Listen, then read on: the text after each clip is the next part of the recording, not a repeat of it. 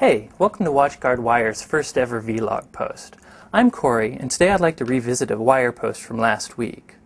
Last Tuesday, I wrote a post about two new zero-day flaws in Internet Explorer. One involved the ActiveX animation control, and the second involved the way Internet Explorer parses vector markup language, or VML. Well, unfortunately, the VML exploit has escalated significantly in the past few days. For instance, researchers have already publicly released 3 new exploits for this vulnerability, including one that allows an attacker to get a shell on your machine. On top of that, research organizations like SANS have noticed e-cards in the wild that actually take advantage of this VML exploit.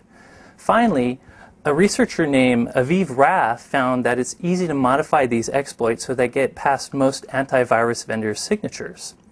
So to really illustrate how bad this flaw could be, I figured we'd take a look at one of those 3 exploits and show you what it could really do.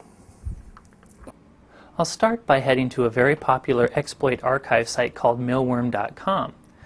This site has the 3 latest VML exploits. I'll go ahead and choose the one that works on XP with Service Pack 2. A quick glance at this code tells me right away that it's a Perl script. If I scroll down a little, I right away encounter something called shellcode.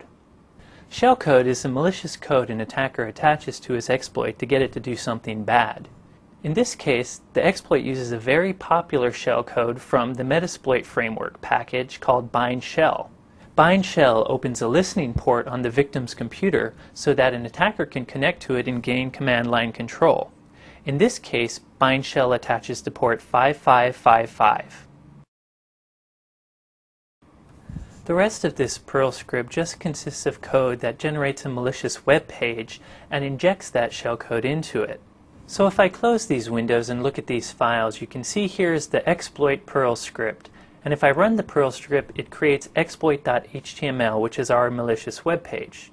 Now I simply have to start a web server on this computer to host my malicious web page. Now let's switch to the victim's machine. So the victim is going to open up Internet Explorer and go to www.badsite.com. This is the URL of the malicious web server I set up earlier. When I go there, it appears that nothing's happening. However, behind the scenes, that malicious web page is injecting the shellcode onto my victim's machine. So at this point, if my shellcode was successful, the victim machine is now listening on port 5555. Before we move off the victim machine, I'd like to draw your attention to the files on the desktop. They'll become important later.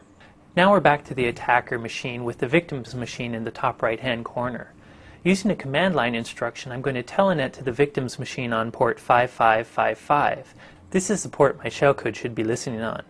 When we do this, we actually get a Windows command prompt. Our exploit worked. We own the victim PC.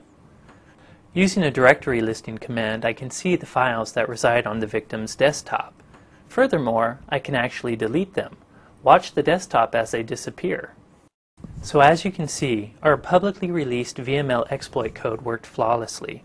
Simply by visiting our malicious website, the victim lost total control of his PC. Now that you've seen how bad this vulnerability can be in real life, I'm sure you're dying to know how to protect yourself from this threat. Well, there's good news. Microsoft has done the unusual and released an out-of-cycle patch to fix this vulnerability. They list it under MS06055. You should download, test, and install it as soon as you can.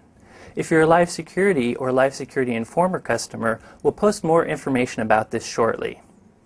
We'll continue to post these vlogs from time to time, so if you're interested, watch the WatchGuard Wire. Thanks!